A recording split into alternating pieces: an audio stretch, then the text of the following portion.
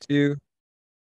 Hello, everyone, and welcome to Return Kitchen Table Talk. Everyone on the panel, it's lovely to see you. It's been a while. We had a very, very small green room because there's so much stuff coming. There's so much stuff to talk about that I feel like it's important to record what we're talking about, because this is what real Canadians think. This is what real Canadians are, how they're responding to the insanity that is being shoved violently down our throats. And so in the green room, we were waiting for everybody to get here. It's just turned 1 o'clock. And we were talking about the male teacher who is wearing prosthetic, extremely large prosthetic breasts and a blonde wig in a shop class, not securing the wig when he's close to shop machines, not being safe, not demonstrating good shop safety. If we're talking about that, but nobody's talking about that. Everybody's talking about the large, ginormous prosthetic breasts. And I said, if I was a youth care worker in the school, I would feel uncomfortable in that classroom and I would have a problem with going into that classroom. And if I expressed that problem, they'd fire me. They'd be like, Mark, your hesitancy to go into this classroom and work with, what's her name? Kayla Lemieux or whatever her name is. Doesn't matter. I don't care. Is a problem. And we're going to find a different place for you, but we're going to protect Kayla's sexual identity or whatever it is.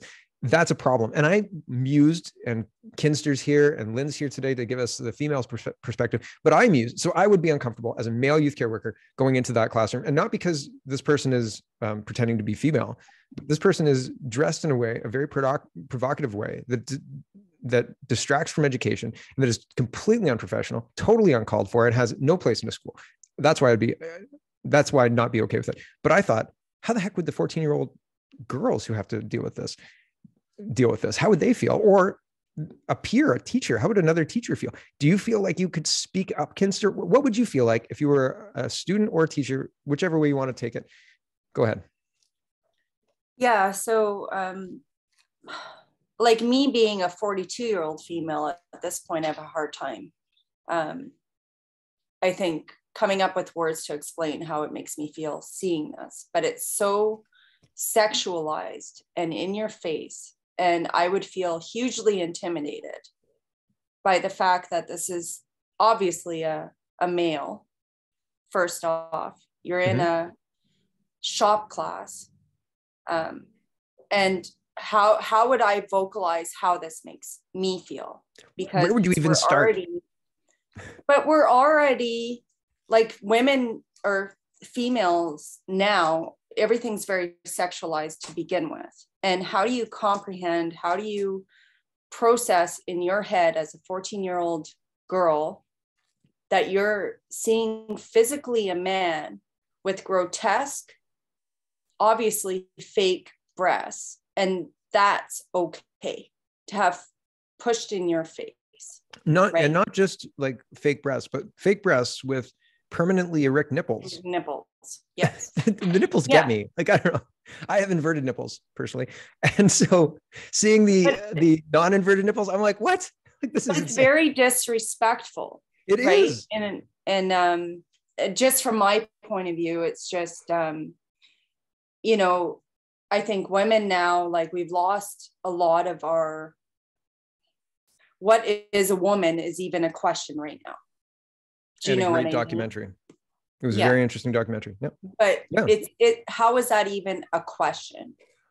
Well, I think that speaks to the idea of watering down womanhood. To me, if a man wants to put on a wig and a giant prosthetic breasts, it's a single unit, and it doesn't matter. Then we have perverted the language and accepted the perversion of the language to the degree where we accept this, and it's the students and the other workers who are wrong, and not the person who's clearly. I don't think that that's a rash. I said to my wife, we were on a walk. I said, what would it take for that to be like, okay, all right, like, I'm going to just strap these on. I'm not going to leave the house, but I'm just going to strap these on. Okay, I'm going to school in these. That's insane, right? Like, you're not thinking. There is a gap between your reasoning and the rest of the world's reasoning, and it's going to be difficult to manage that. And I think that most people would hesitate to go to school. Most women would certainly, if a woman had a bust that big, they would, in my opinion, probably not go to school without a bra. probably not without a blazer over top to make sure that they're not doing anything to distract from the learning, et cetera, because women I've met who are working in schools are professional people and they want to be taken seriously. And having cartoonishly large breasts with permanently erect nipples that's not being taken seriously. Okay. Sorry. And I know I just have one more thing and then I want them to go, but it's becoming such a norm. Like I'm trying to see the difference between this and pedophilia. You know, you're not physically, who knows what this person is doing behind the scenes. And I don't even want to know, but I do want to know. But why is this? Because this teacher is not physically touching the students, but this is, to me, it's in the same realm. Well, there's certainly unwilling participation happening. You know, like this person's in your space, regardless of whether you want to deal with this, you have to deal with this. And now we're in a situation where if you want to speak up, good luck, because it's not going to go well for you. So yeah, it's very fraught, very difficult to deal with at any level of looking at it. It's just crazy. Lynn, what do you think? So couple things, right? So coming from I did really strongly with my mental health nursing, right? Mm-hmm. So I have a lot of concerns about the sexual nature behind things, right? But that's just because that's our entire society. It's not just that school. But as we all know, I'm a very big proponent of malicious compliance, right? Or so I really want to know what this dress code is for the school. Do they have the normal, only natural colored hair? Can teenage girls now wear tank tops? Can they wear shorts? I'm pretty sure the students aren't allowed to wear those the Lycra bike shorts because it makes the male teachers unable to concentrate, or it distracts the male students, right? Mm-hmm. So, but because it's not sexual when that teacher does it, me when I was 14, if I could challenge anything, I actually at one point, because they had this whole natural hair color thing, it had to be naturally occurring. So I found natural white, I found natural black hair, I found natural like almost like purple, because there's actually a small subsection in Malaysia that has and I had stripes, right? It didn't mean that it had to grow naturally, it just had to be a natural one, but I pushed it because I wanted to actually have rainbow hair, which I ended up doing. But this is where the students need to start fighting back, right? If the reason they can't wear tank tops is because it's sexual in nature, right? It's like, but we've removed that. I don't even need to wear a bra, but I don't want, I want the kids to be comfortable. But if they're I know a lot of when I was a teenage girl, tank top and jeans, right? Now, in modern day, they would have transitioned me because I like to build things and, climb trees and less about the makeup and stuff. That didn't happen until I was in my 30s, right? Mm-hmm. Still very much like being a girl, but, I liked building things. But as long as they're comfortable, I don't think, if we have to accommodate that, you know what? If a teenage girl wants to wear a crop top and tight jeans or even the Lycra pants, it's not sexualized, remember? Or it shouldn't be. And why are you putting that onus on a 14-year-old, 15-year-old kid when we can't even apply that to a 30-year-old person? So they did just change the dress codes across a lot of boards of education and across a lot of schools. And the updated language talked about gender expression and all sorts of things like that. And so they're bringing it in to their policies, their procedures. They're making sure that is a part of their policies. But nowhere does it say that you can, dress provocatively. You know what I mean? Like a lot of the ones that I've seen say like nipples have to be covered with opaque fabric and you know what I mean? That kind of stuff. Yeah. Pants need to, cover buttocks and front. It said you have to have your privates covered. Basically, it was clear about that. And so that's why this isn't a transgender thing. This is an obscenity thing. This is a distracting from learning thing. This is a professionalism thing. It's not a transgender thing. And I think it's weird that the board is misrepresenting it as a gender thing, or if this person feels like a woman inside and the breast things make him feel better, great, man. Don't wear it around the kids, because it's distracting as all get out and very strange and a weird choice. It's not safe. Yeah, it's not safe. It's a strange choice. It's not professional. It's not something that anybody would expect in a school. So like, you have to question the person's rationality, and not even about the transgender stuff, just about all of these choices, because it goes against rational sense. But people will be gaslit. If they say this is crazy, they'll say that's transphobic. It's not transphobic. There's sense there, because what he's doing doesn't make sense. Carry on. But and like, this is the thing, is that they need to push this, right? So like, if hold on, they need to push, who's they? And they need to push for this, what? The students, right? This is their environment, right? What I'm pretty sure we can find at least a couple of the teenage girls that would happily put on a Dolly Parton size bra and stuff it, just to, well, now they have to compete with the teacher for, you know, because there is a certain amount of competition that exists within a portion of the female population, right? They're female, they're identifying as having a Dolly Parton size. So they can do stuff safely and still go around and not hurt their back, right? But they need to push that, because if it's okay for that person to do, because I don't know if they're actually transitioning or they're just male that really likes looking female, right? We don't know for a fact, because we don't. I don't think any of that, like, I really don't think that the transgenderism, I think that's a secondary concern. But I think that it needs to be pushed, right? Because there's nothing that we can do. Is that if it's not supposed to be sexual, then other people can do it, right? And if they want to, I know a couple of them, right? Kidster says, what about the parents? No, that's exactly right, Kidster, right? Because I mean, where's okay. They're minors, for starters, right? There's a reason why they can't vote. The children in school? They can have opinions and all that, like we all did when we were young. We were rebellious, all of us, pretty sure, right? We pushed the envelope because that's our job. The parents' job is to put the shebang on it, right? So, I mean, my kids are all grown and I have grandkids now, but all hell will break loose. I'm with Bill on that one. You know, that will not happen. Well, I just don't understand how it happened after day one. Because like, who would continue to open the floodgates, right? It's like all these fucking little, I used to be a libertarian by nature, right? Yep. Live and let live, no government, little to none, all that stuff.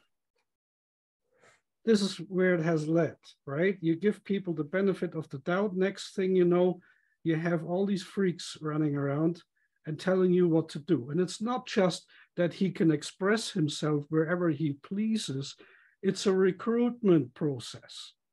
This is the norm now. This is what kids should be like, right? Like the crazier teachers in a school are modeling behavior in this that is greatly concerning. And when you frame it like that, I mean, yeah. And to me, that again goes back to the argument of professionalism, all of that stuff. But no, I hear what you're saying. Like it's crazy on every level. You know, if you're a lumberjack and you show up like that, you're gonna go missing in action. Period. You know. I don't know, man. Yeah. I don't disagree with you, but it's being pushed in a way that is, if you don't get on board with this, you're going to, right? It's a cesspool. I mean, that's where it has led. You know, it's again, we started like, okay, I understand, you feel different, blah, blah, blah, you know, and before, I mean, we went from the 60s where it was literally illegal, you know, and if you would have done that, you would have been in jail, wrestled to the ground, whatever, right? And to, okay, that's not right, right? And we all agreed that as a libertarian as well, I mean, that's not right to do that. In your own home, that was the premise. And then it went from the home to the front yard, or backyard, front yard, street, parades, clubs. You know, it used to be private clubs. You know, my mom grew up, she moved to Cologne, and she was involved in the whole LGBT scene there, right? And it was like isolated, but they had clubs and everything. And then And now it is, that's what you're supposed to be, right? And I mean, it's bigger than that. This is just one symptom. You talked about this week about the ones like I don't know where it is in BC or even Ontario, where they can do now the transition without telling parents. The parents are basically be taken. Yep. I mean, yep. How? I mean, it's illegal. Okay. Yeah. That's way remove the parents' rights, right? Like that you're the boss of your children, the end, right? And you have still the right to take them out of school and homeschool them if you wish so. I mean, and I mean, all these people are doing it too, right? Like there are a lot of people doing popping that out because this system is garbage. I mean, number one, they don't learn shit. Like all the stuff that has been coming out over the past few months, right? All these curriculums, you know, where the kids are being tested, they can't speak, they can't write, they can't do math, no clue. Like my daughter talking, and again, it's not just Canadian, it's international. Yep. So there's a plan behind all this. It's not isolated. It's a whole push, right? To make you literally create slaves of the future who are only involved like how you feel, not about the reality of life. Wow. Right? And it's totally selfish too, you know? They have no regard for anybody that feels like even slightly different. So they're hypocrites on top of all. Yeah. Right? Well, and that's, I mean, and they don't listen to criticism. They just project and smear. So they'll just, we created protected groups, right? We went from we're all the same under the law, legally, on this land, right? Equal opportunity, equal laws, equal opportunity, whatever, and to you're special, everybody's special but me. Yep. Right? And I don't really care because I don't really want to be special. No. I just want to be left alone. Oh my goodness. That's yes. And that's it. And I keep hearing that. Sorry, I just want to break because there's so many people who have been saying, like, honestly, and Marty. So I want to talk about that meme that went crazy. But basically he said, listen, I was just a guy who wanted to be left alone. And now I'm a deplorable. I'm somebody who can't, say anything. And that's the crux of it. I don't want to be special either. I just want to be viewed equally under the law and left the heck alone. Like 100%. Bill. Yeah, like I was teaching for a while at post-secondary trade school, tech school, until politics. Did you see the video of this teacher? Oh yes, and the biggest problem I saw, even from the post-secondary era, and it was that, and they would have these gay pride events almost weekly before like I left. And then I looked at, say, where they're hiring back and what they're doing. And it was interesting because they've got everything from diversity counselors to this, to that, to the other thing. There is most of the rehiring that has been taking place at this one institution is all about what we're looking at right here, and making let's face it, making the abnormal, even in this day and age, what that teacher was doing. Like that's anime-esque, I guess you could say, and cartoonish, and the size of it, and the fact that the erect nipples were prominent. Yes, I don't mean to be stuck on that, but it's part of the whole thing. It leads me to think it's not a gender expression. It's more, and I said fetishistic, but like more fetishy. And I think that's absolutely. I think that's not. I mean, not ideal, not conducive to learning, not professional. There are all sorts of concerns with this, and it's even worse that it'll be framed as you're being intolerant or anti-trans. It's not. It's about professionalism. Absolutely. It's about the kids. It's about exposing them to somebody. And I've read, and who knows about the internet, who knows what's real and what's not. Yeah. But there are people who say, this is a fetish, and they give a name of the fetish, and the fetish, part of the fetish is that other people see them acting in this role as a woman, and that's what gets them off. So these unwitting kids are participating in this. And I just think I can't believe that there's nothing that anybody feels like they can do. If we take that a bit further down the road, even, it could be viewed rationally, I would guess, as a form of sexual assault. That's exactly what I'm saying. I think that it's putting these kids at risk. It is assaulting them and without their permission. It is absolutely, I 100% think that. I don't think that kids should be subjected to that. And if it was me, I wouldn't go back to the class. I would say, move me from this class. If you don't move me, I'm going to fail because I'm never going to go. Because like I was saying earlier, you what? I know as for a fact, if my kid and his buddies were in that classroom, like I was saying earlier, there would have been an open revolt. They would have either just left, or they would have made that person's life a living hell. Like, you can't do that in school these days. No, that's the problem. But I mean, I don't agree with making anyone's life a living hell, but I also don't agree with I worked in schools, and I understand how hard it is to deliver an education that is covering the basics, as it makes everybody takes everybody individually and helps them where they need it. It's very difficult to do that because some kids can't read and some kids can't do math and so on and so forth. And you have 30 kids. It's hard. It's a hard job. I've worked in it. I understand it. Post-secondary. Yeah, like those guys there that, and I mean, we weren't going crazy with the math. Like there was some trig involved, this, that, and a few other incidents, but there were some guys you knew damn well that they weren't getting it. They didn't have the fundamentals.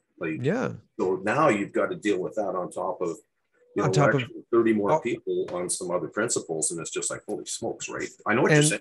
And identity politics to boot, right? And identity politics covering all of that. And it's just like those poor kids. I feel so bad, and I don't know, I don't know if how I'm fighting it is effective, but we'll do what we can. It's bad.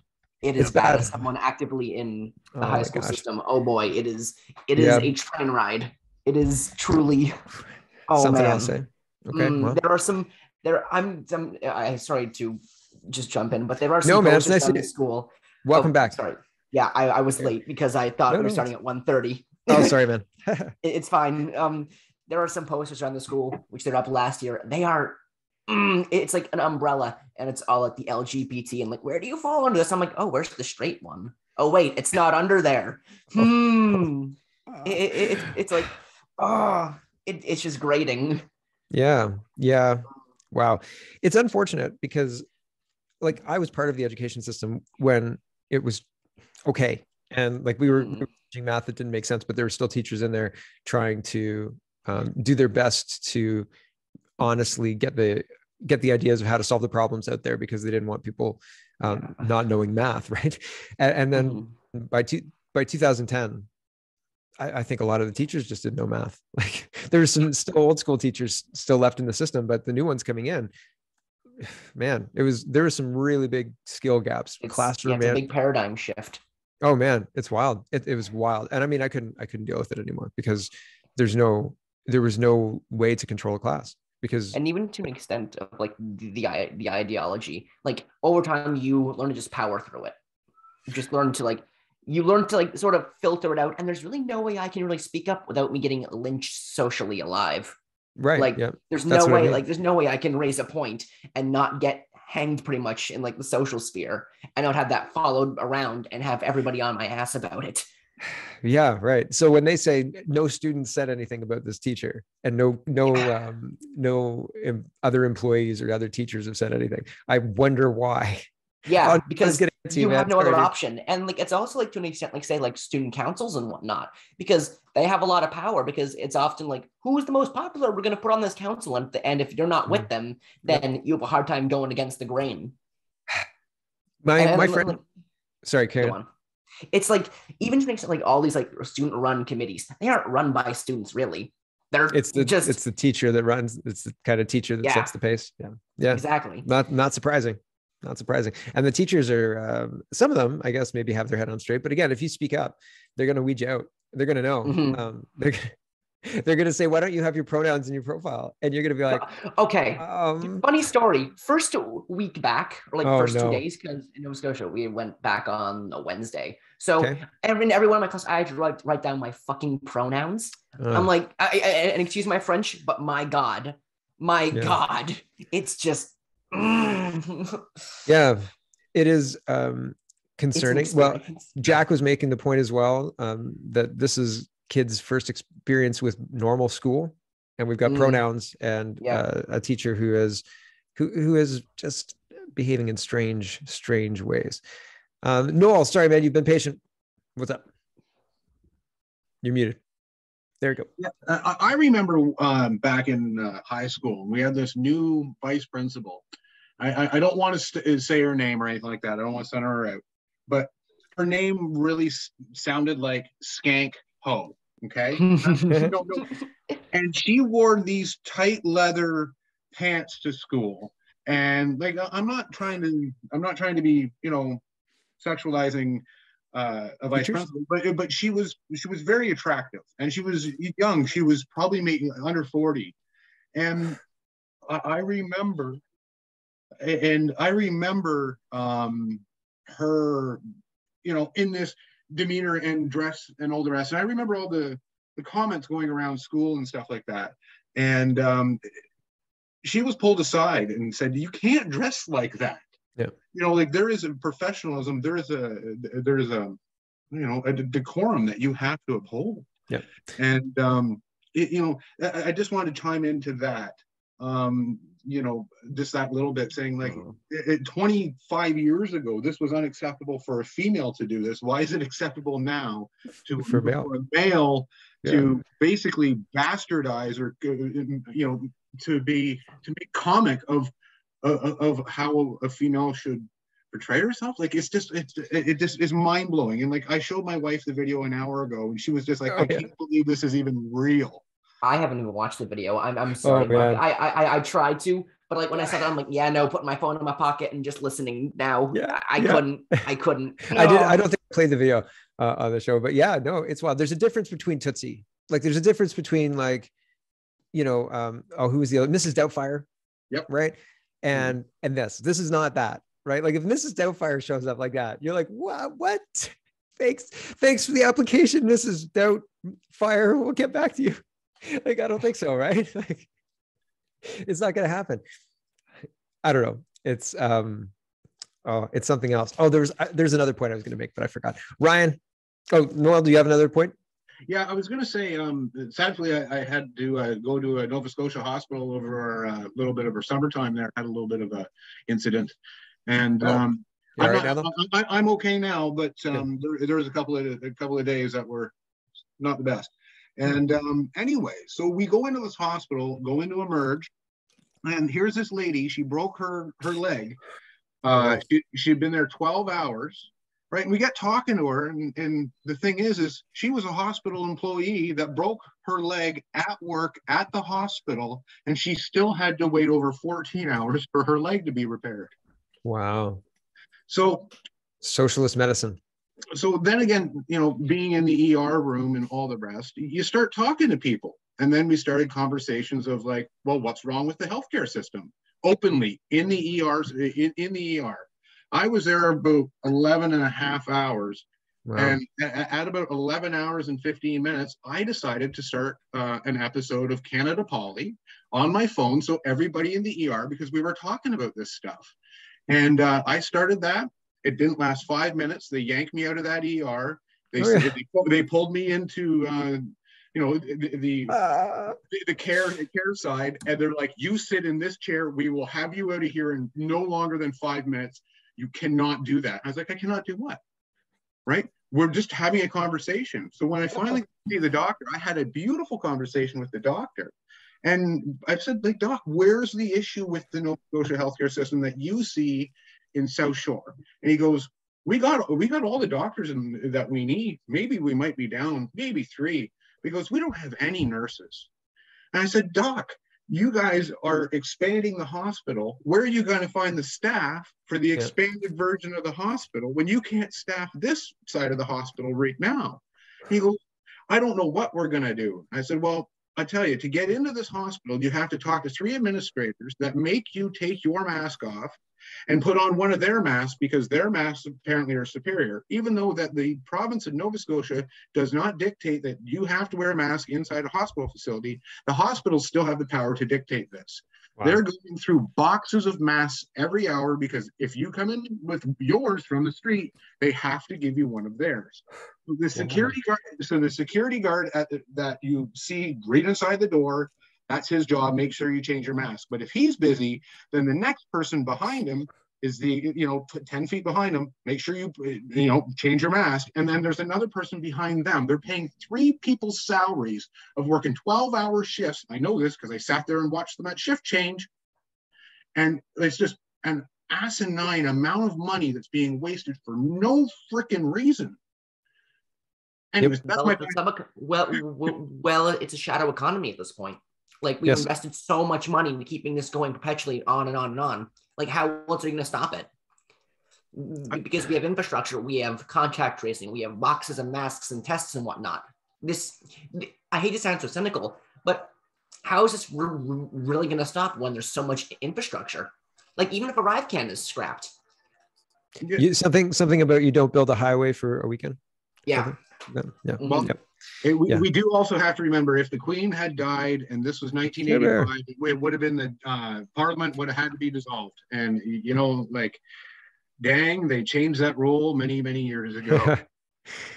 Shucks darn, eh? I mean, I'm not confident that we'd have a different outcome. No. So yeah, we gotta move on, but yeah, man, I appreciate your perspective. Ryan and Care Bear, nice to see you, buddy. Been a while. Hey. Ryan, go ahead. Hope everybody had a good summer. Yeah. Good summer. I had some Tabor corn. It was good. Yeah, nice. Really good stuff. It's that time of year now, eh? Oh, yeah. I just wanted to go back to the education, and I just want to make a statement. Like, we got to look at the top, our provincial governments, the psychos that are running that make the textbooks, that make our education. And then we go into the school boards, and we're funding this. All taxpayers, the parents are funding this. Mm-hmm. And I don't think this will end unless we get rid of their funding. This will never end. Not saying don't fund education. Of course, education is very important, but we have to stand up. And if we keep funding it, it's just going to keep going, I think. One of the best ways to do what you're talking about is to attach the money to the child. And if they're not in school, then the parents get it to spend on public or private school or charter school, or whatever way the parents, if they want to hire a private tutor and have the private tutor come and deliver curriculum, then and they've got $24,000 because they've got 2 kids, $12,000. I think it's $12,900 each per kid in Ontario. Yeah. So if they did that, oh, buddy, I think that would solve education overnight. I think that would make it solve itself. And so, yeah, solve itself. It wouldn't do that, but it would go a long way to fixing the problem, because the public education would lose at least half of their enrollment. And then what? Well, then we would also have children that are growing up getting the truth and being able to build lives, grow gardens. That's what they should be being taught, right? Well, and financial literacy is good too. And there's a bunch of things that this current school system is focusing on, as Max can attest to, that they're not focusing on. So, but yeah, I agree with you fundamentally. They're doing things. Requires a change of government. I agree with you there too. Now, including the opposition, I want to add to that. Yep. Except the insane asylum. We got to talk. We have to talk about Pierre Poilievre. So no, fair enough. We will, right? But let's not forget about it. Same thing, right? It's like, okay, like, who's going to do it, right? You're not wrong. Again, look at the history. Look at what happened in Eastern Europe and stuff, right? It didn't come overnight. I mentioned that before, like the whole communistic takeover, right? If people are starting to rise up and try to fix things like they should, right? They're going to make it impossible to have private schools. Yes. Same here. The opposition to private healthcare as a tier 2 system or parallel or whatever, right, is like a no. There's no political will whatsoever to, like, at least in the echelons of power, right? So people want it, because what's the difference? Like Noel mentioned, like Peter had a little story of his family. A family member broke her leg, and she was in the hospital for more than 36 hours. Mm-hmm. And no room, right? She was in the emergency, like in the hallways, and she broke both her shin and like her lower leg completely. Yep. Right. And no care whatsoever. Right. Jack was saying, does Canada even have a healthcare system? Right. And again, she was, I mean, I don't want to pick out a term, but, like she had all the, requirements, let's say, and yet did it help you, lady? Not so much, did it? Right. Well, but still, an overwhelmed system is an overwhelmed system, and no beds are no beds. And I mean, you have beds, right? Again, like well, there's no staff. There's no staff to billions run. of dollars that were funneled supposedly into the healthcare. Yeah, but they just where's the accountability? Where's I mean, he's blabbing too. I mean, since we're at the topic. Well, no, hold on. I we'll get to Polyev right after Care Bear. Care Bear. I shut up. Sorry. Hey, folks. Welcome back. Thanks for running this again, Mark. I'll keep this. Yeah, no, I'm happy to be here. I lost connection there. I was gonna talk about the man lady teacher. Yeah. And honestly, the only point I wanted to kind of like throw out there is that perhaps the parents of the students in that person's class, like I'm basically going to advocate for like a legal solution, or at least to bring this up as an issue in the courts and force it to be addressed. Because over this summer and just over the whole year of let's call it lifting of the veil in this country, it's come more and more apparent to me that if we learn to use the tools within the system, there's actually a lot of power there. It's just like, even myself, the big weakness was I didn't know how to use the tools in the system. And by that, I mean, like, we're talking about like the fundamentals of education, like basic skills, math, sciences, languages, financial like responsibility, and how about an understanding of how the legal system works? It touches everything we do. And a lot of times, especially with the COVID stuff, I've been doing a lot of like case law reading on Canley, and I'm finding that actually there's not a lot of cases that are discussing the issue. And that shows me that when either people are not pushing this issue to court, or if they do, it immediately settles because certain interests do not want this issue to come to the light of day in court, because there's a certain standard for evidence and all these sort of things. They don't want the discussion to be out. So similarly with what's going on in this teacher, like if I was a teacher and I started to put like a prosthetic, say, penis in my pants, and I'm a gym teacher wearing really short shorts, would nobody have a problem with that, right? Got a socket. It is kind of like a sexual harassment, right? Like it's obscene. I feel sexually harassed. Yeah, totally. Looking at it on Twitter, I feel icky. I'm like, oh my gosh. Like it's at the very least, like I get that it's a very touchy subject, but why don't we test it in the light of day? Because I guarantee you the interests pushing these sort of agendas do not want that tested in the light of day. They don't, right? And they're going to hide behind, the gender ideology. But it's a good idea to ask, or to look at the parents for a response to this. Like, how often and how long would you let your kids carry on being exposed to that because the school board says it's transphobic if you don't? It's like, I don't care. The answer is no. I don't want my kid being exposed to that for tech class. I don't know. Totally. Like I just think part of the problem here is that just a grander problem is we're not pressing the issue. Like the people who need to be standing up, like somebody needs to give this side of the equation a voice, and there's a huge absence, a huge industry giving the other side a voice, but actively silencing the other side. There's like I said, a huge complex industry, I would say. Like there's a lot of money behind it. But all it really takes is just shining the light on it, because in my opinion, a lot of people who I hope so. I feel like I shine a light on things like with the school board. I'm dealing with the school board with some racist stuff that they're saying that all of their policies say that race is never going to be an issue and we're not going to be racism and we're going to abolish all racism. And then they go out and put out racially charged images in their tweets. And I try and shine a light on that and say, this is what they're doing. And this is why I think that, you know, we need change or whatever. And it feels like very much, not useless, but I don't know how else to fight the battle type deal, but it doesn't feel like it's the winnings. It doesn't feel like it's working very well. Right. It's a huge hill to climb, right? Yeah. There's enough red tape in front of you that it feels almost frivolous, right? And the board can just ignore me. Like we're at the point where the board is just stonewalling me on even letting me know the status of next steps in their public concerns policy, because the public concerns policy ends at the director of education if nobody else can solve your problem.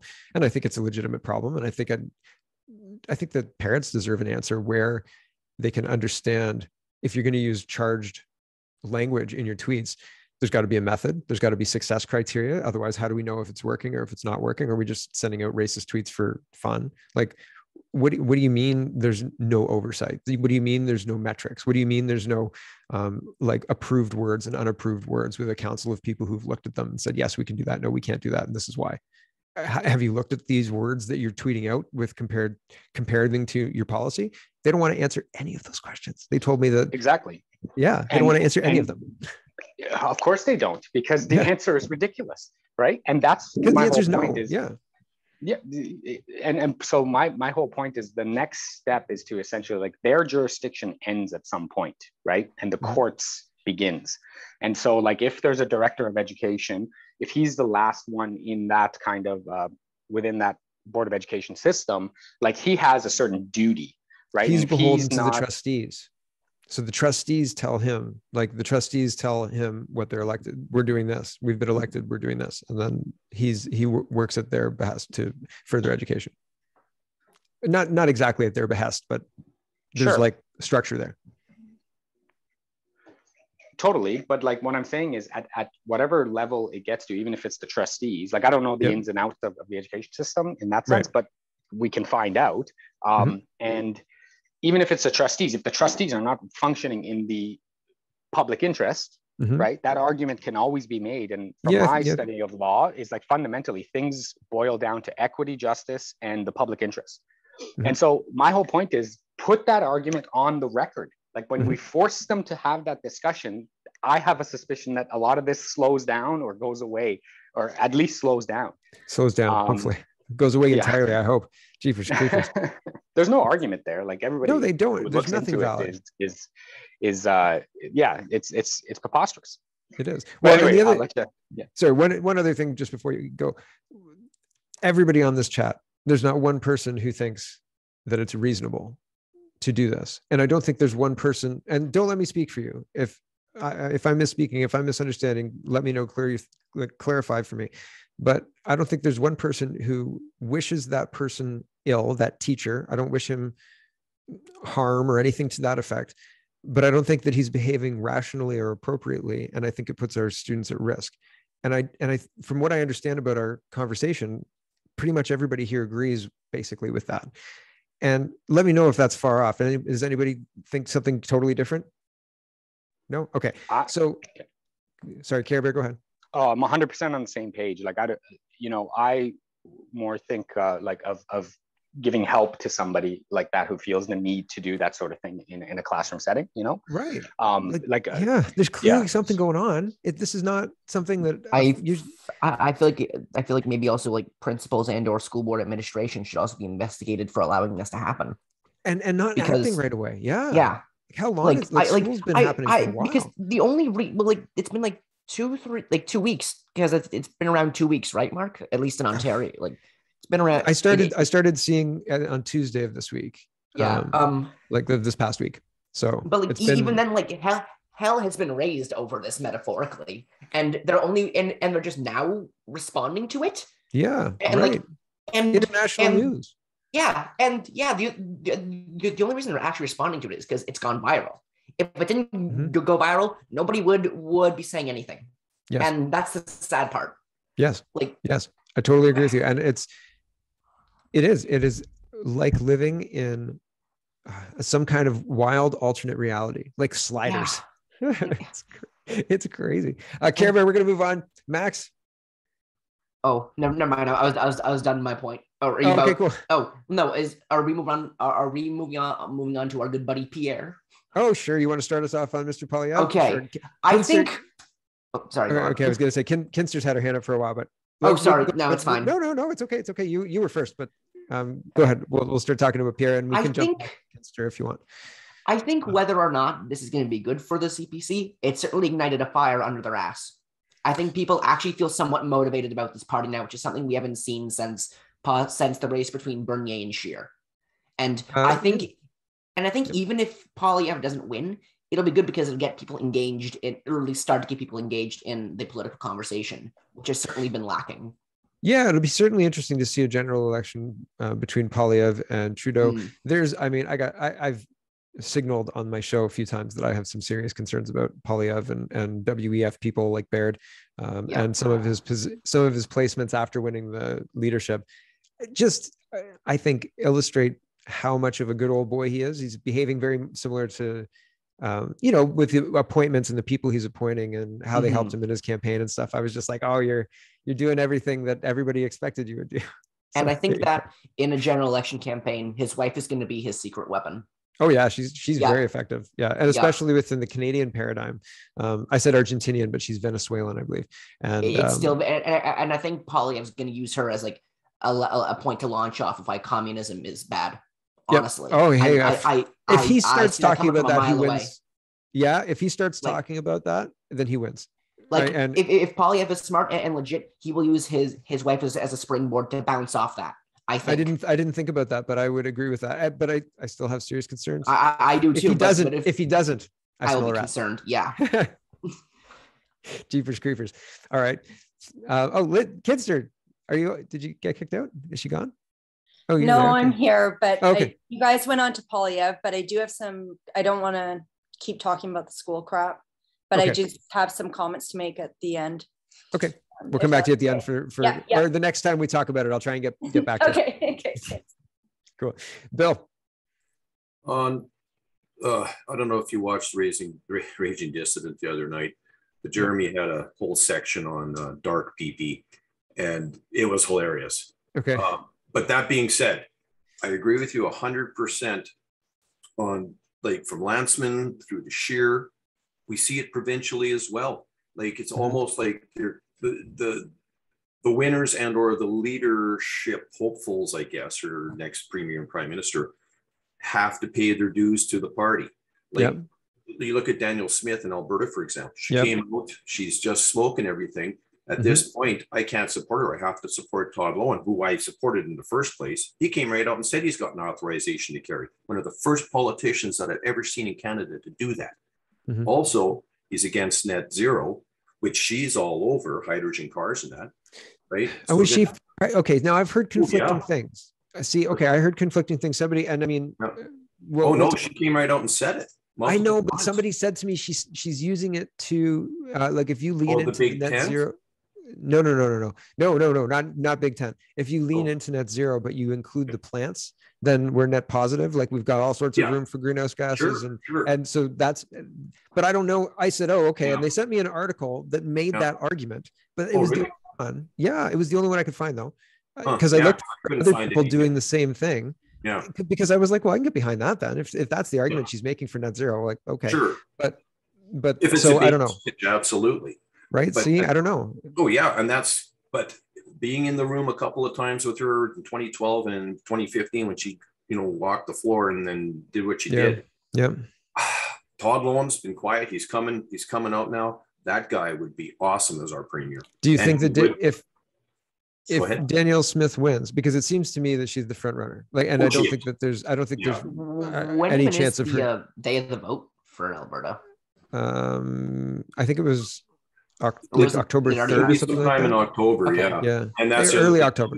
Yeah, like October 6th or something. I can't remember. Yeah, it was like a month after the Conservative leadership race. Okay. But at the same time, you look at Pierre Polyev, transition from say provincially to federally. We've got Lanceman, and we've got those interviews with her talking to people about the whole UBI thing, and UBI and all this other stuff. Yep. Then we have Scheer in there, and I'm going like, Shears in Alberta now? The milkman? Yeah, and like, and I'm just going like, what's going on here? It's confusing. And I mean, I don't know, because I looked at Shear and you're kind of, well, he's the guy who took the leadership from Bernier. And I mean, yes.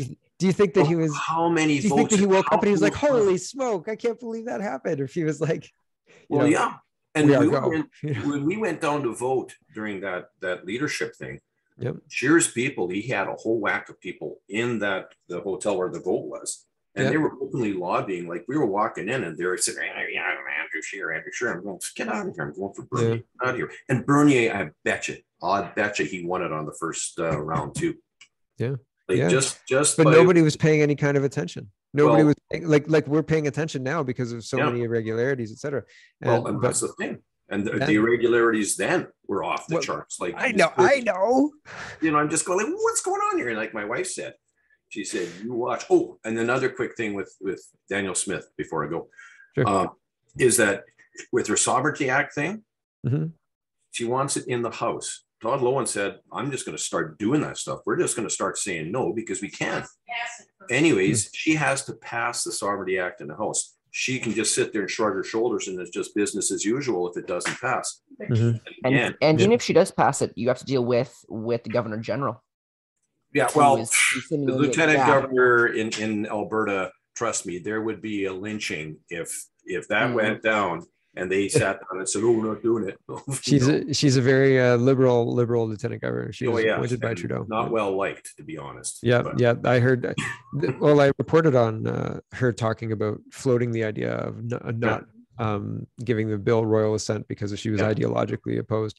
And I thought, like, that's just absolutely, like, that's shots fired. You know, wow. It's incredible.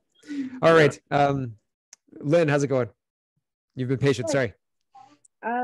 So about Polyev, right? We have to keep remembering we can't just let stuff slide. Because a year ago, when the TOH, we lost between 3 hospitals, about 200 people because we chose not to. We wrote to Polyev because Polyev he's the MP for the area, or at least in very close proximity for it. Yep. And this, can't complain. I think he's a great finance guy. But he told us medical professionals to just take the shot. Yeah. But the thing is, he's literally just Trudeau with Clark Kent glasses on. He's no different in any way, shape, or form. Yeah. And so like I've talked to Greg at length about this, and I could see both things being true. You know what I mean? Like I could see it from both angles. I could totally see it. More now because of what he's statement. This was his personal response to us healthcare workers. Yeah. Right. It wasn't that he was, in front of cameras and he had to toe O'Toole's line. Right. Mm-hmm. This was his personal response. Somebody who I think if he got a paper cut, wouldn't even know how to put a Band-Aid on it. Telling people who have dealt with this, who ran in first, to just shut up and take the shot. Yeah. We cannot forget all the stuff that they have done. Right. And you can go back on his Twitter timeline, and he was talking about getting people injected and, at a fast pace and so on and so forth. Back in 2021 when the shots started rolling out, et cetera. So, I mean, there's a lot of history and there's a lot of signals that we should not ignore. I agree entirely. Yes. Care Bear. Well, I would say, it's always tough to know whether like a superstar candidate, like what I perceive Polyev to be, is legit, or is he kind of a very fine-tuned control op?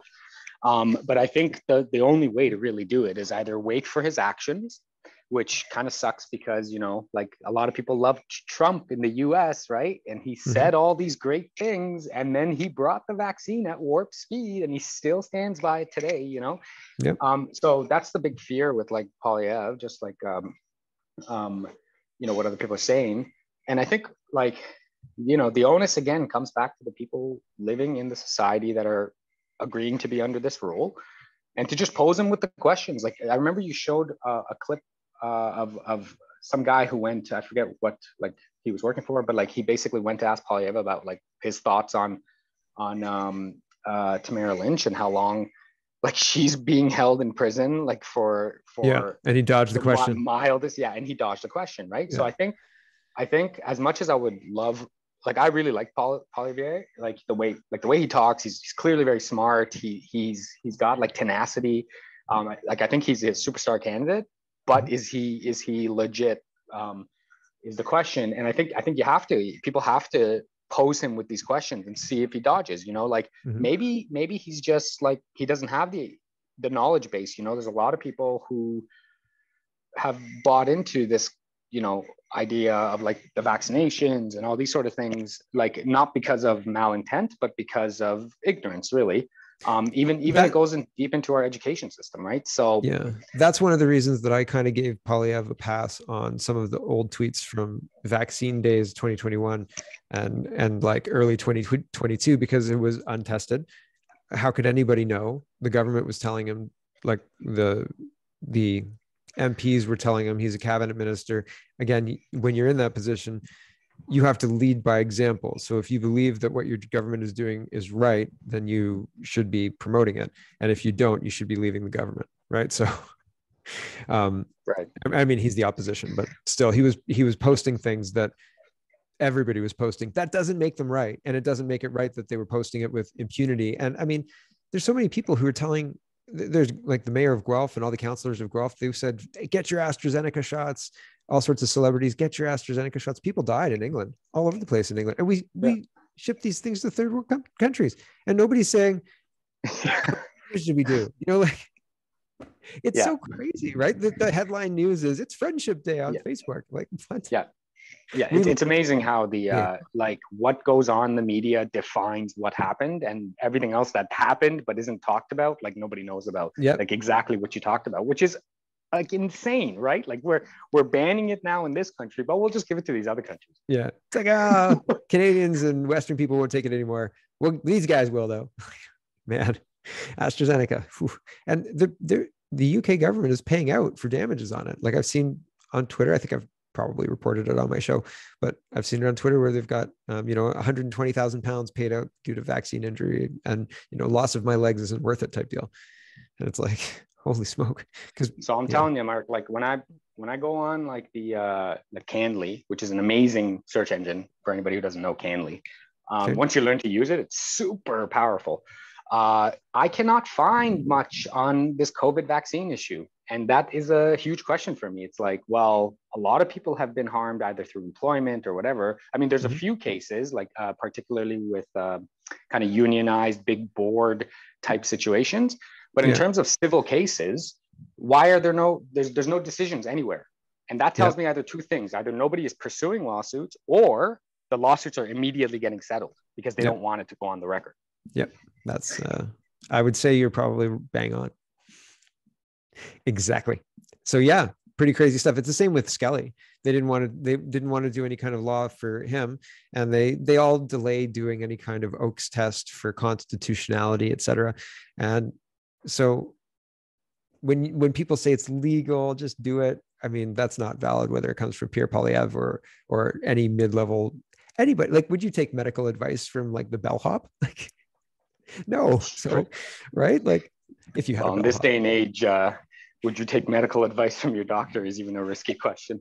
Dude, you're not wrong. The phone call that I recorded with my doctor, and I mean, my phone records phone calls because it just records phone calls. And it was kind of a byproduct. I wasn't trying to be malicious and targeting her or anything to that effect. I was just like, I can't believe this happened. Other people will believe this happened. What I say is that it's your phone, it's your property. It's nobody's business what you do with your phone. Well, yeah. I mean, I had the University of Guelph try and claim that I tried to threaten them, and I wanted to make, because I'm not like that. I don't threaten people. I tell people that, like, if you do this, then I'm going to, you know, publish emails or something like that. And maybe you could interpret that like a threat, but I'm not saying I'm going to get you or anything like that. You know, like, I'm going to publish our communication, which I told you I would do from the beginning of our communication, because it's public, because I'm trying to solve this problem, which is public. right? And I try and make sure that people understand this communication is public. I put it at the end of the email. But anyway, is that a threat? I don't think that counts as a threat. Yeah. Well, yeah, totally. I totally agree. So we're going to get to Jack. I just realized it's 2:00. So I just heard family move and whatever. So we've got a few minutes, but not too much time. Jack, sorry, man, right at the end. And then Max will get to you as well. How's it going? In just for like closing remarks. Yeah, just I mean, I'm trying to stay kind of removed from the nitty gritty of all of these individual things, but it's just amazing listening to, you know, all the different facets of the big lie and how, you know, this week it's whatever's going on in the school. And like, I agree with you, Care Bear, like that should go through the courts, but the courts are, you know, underfunded and backed up 2 years on purpose. So like in the next 2 years, while we fight about this issue or that issue, like, you know, what's next week's outrage going to be? Like this teacher thing totally came out of nowhere. It did. Got big. And, you know, like my opinion, since no one's said anything, I think this guy just didn't want to come back to in-class learning, and he just wants to get bought out of his, you know, early retirement or something like that. My wife said, yeah, my wife said, easy, right? Yeah, she said he is protesting this. He's trying to underline, like he went and bought the biggest, craziest, most ridiculous thing that he could buy, and he is trying to get, like, remember Klinger in MASH? Does anybody watch MASH? Yeah, exactly. It's exactly like that. And they didn't give him his dishonorable discharge or whatever because they lead right in. Because it makes the show funny, right? And I think it's the same here. It just makes the show funny. So it's going to be allowed to keep going as long as it can. We're trying a Taxi episode? Maybe not Taxi, exactly. Just on the Trudeau versus PP thing, like, I think it's going to be funny when an election finally gets called, because remember, like, it's not coming anytime soon. Yeah, if they hold on by the skin of their teeth. But I think we're going to hear again, it's just going to be, you know, Trudeau's going to give the emotional side of the big lie. We did this because we had to protect people, jabby. And, you know, maybe the Conservatives can come back with some kind of economic argument, but they'll tell the economic side of the big lie. And, we're going to fix your healthcare. We're going to do, I mean, and the that's joke a lot is there, like, you know, where's the money coming from? Like the system's bankrupt already, so you know, you can maybe tweak it here on the edges, but there's not much. Like we've known this was coming for 20, 30 years. We knew that the baby boomers were going to start using the healthcare system, and look how ready for it we were. Yeah, we were 100% ready. I think, you know, all you can do is just try to leave the system, you know, like the homeschooling idea. Like, yeah, it's sad that your property tax is going to fund these public schools, but, you know, like that money is gone. I guess you can't rely on it. You got to work with your local community. You have to build groups and just try to survive this until it goes away, because until you see someone willing to confront the big lie in public, and, you know, maybe PP is going to do that, but it doesn't sound like it so far. He just sounds like he wants to pivot from it, then, you know, nothing can really change. Yeah, he makes overtones about it, but he doesn't lean in. He gives kind of signals, but it's not like Bernier, and Bernier is even tentative. But like, he gets it, I think, and he's articulating more than overtones and making sure that he's saying, like, this is around the bend, which I think is what he needs to be doing. But I'm still very on the fence with Mr. Poilievre. I don't know, the actions he's taken thus far, and it hasn't been very long, have indicated. I mean, and in the end, it doesn't matter. Like, he's not going to reach down into your local school board and remove bad policies there. Well, I think that would be overreach. Interpret things. He's not going to, you know, unless he comes out and says, "I'm going to." I think he could coerce it. Like, I think he could coerce it by, like, oh, if you want, like, money from federal government for education, you cannot have any ideologies in the school whatsoever, and then it's a trickle down effect. I think that's how we could do it.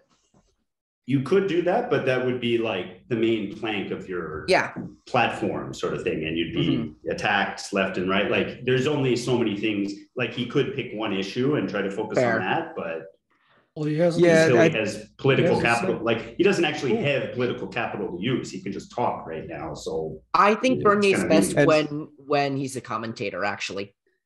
Bernier? I think he can have a lot of power by just getting his ideas out there.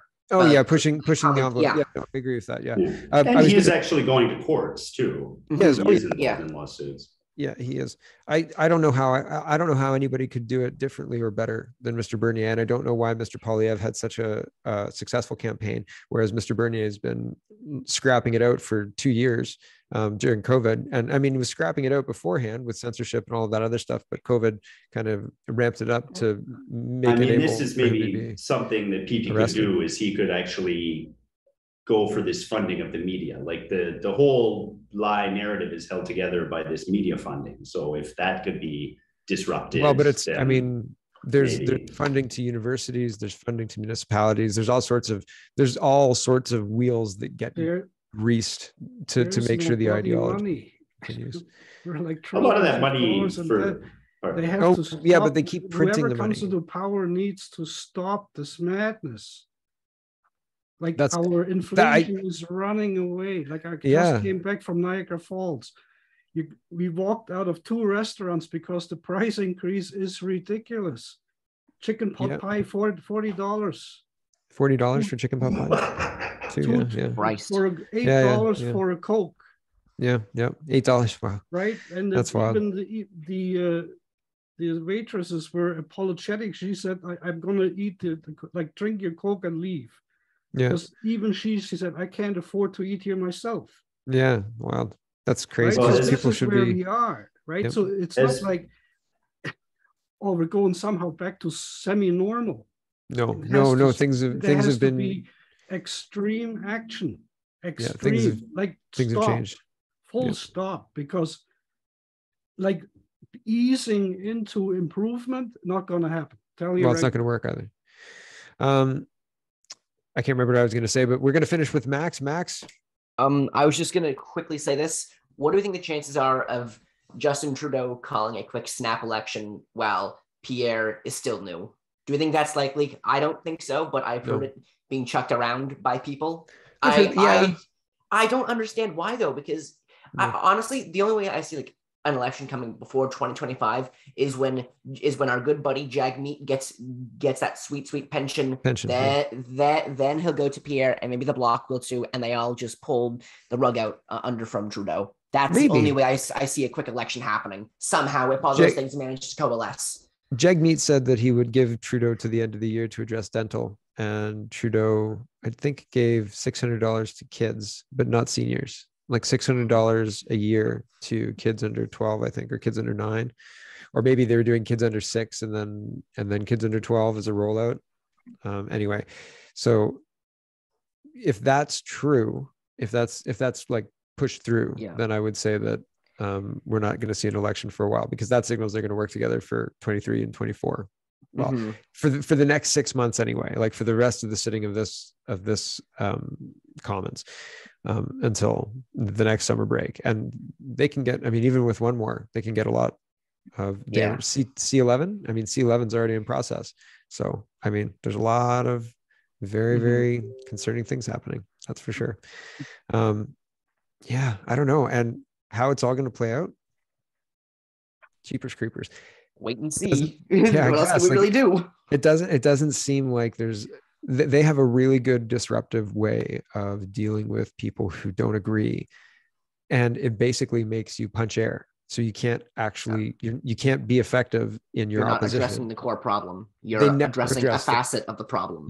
And so you can't get to the core of it, and the problems just keep compounding, etc. Oh, I wanted to say, and I can't remember if I said this, but education is not federal; it's provincial. So Pierre Poilievre really shouldn't have any kind of impact. But I don't think you're wrong. I'm talking about withholding funding, et cetera, to make sure school is devoid of ideology. Because I know the reason why I said that is because Bernier said he would withhold funding from ex-provinces. From post-secondary, because sometimes federal funds post-secondary with. It all sort of depends, because even if you're not directly funding a province, you're still directing. It's not like an institution within the province, and ergo provincial funding, sort of, kind of. Right. No equalization to crazy provinces. True. All right. So, well, I think we're going to end it there. I got to go. We're 10 minutes over, but that's good. It's nice to see everybody. I'm really glad to be back. We're going to keep doing this, I think, weekly. I think Sunday 1 works pretty well. So yeah, Sunday 1 to 2 p.m. Yeah, 1 to 2. Same time. Okay. Eastern time. So I don't know. What time is that in Turkey, Jack? It just hit 9 p.m. So it's good. 9 p.m. All right, perfect. See, that's great. Yeah, that's not middle of the night. All right. Very cool. So we're going to keep doing this. Thank you guys very much for showing up. Hang out in the green room for a minute. I'll say goodbye there. Everyone out there watching, thanks so much for watching, and we'll catch you next time.